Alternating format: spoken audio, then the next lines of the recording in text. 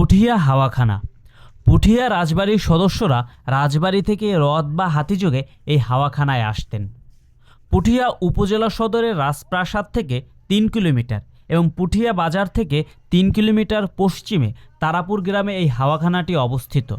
একটি বিশাল দিঘির মধ্যে এই হাওয়াখানার ৩তলা ভবনটি নির্মাণ করা হয়েছিল। ১০ একর জায়গার উপর এই হাওয়াখানাটি নির্মিত। সেখানে নির্মাণ কাজে ব্যবহার করা হয়েছিল চুন সুরকি আর পাতলা ইটের গাঁথনি। এই ভবনটির আরেকটি রহস্য হলো দরজা জানালাবিহীন ভবনটির প্রথম তলা পানির নিচে অবস্থিত। দ্বিতীয় তলায় আছে পশ্চিম দেয়ালে একটি এবং অবশিষ্ট ৩ পাশে ৩টি করে মোট 10টি দরজা। ভবনের চারপাশে আছে ৬ ফিট চওড়া বারান্দা।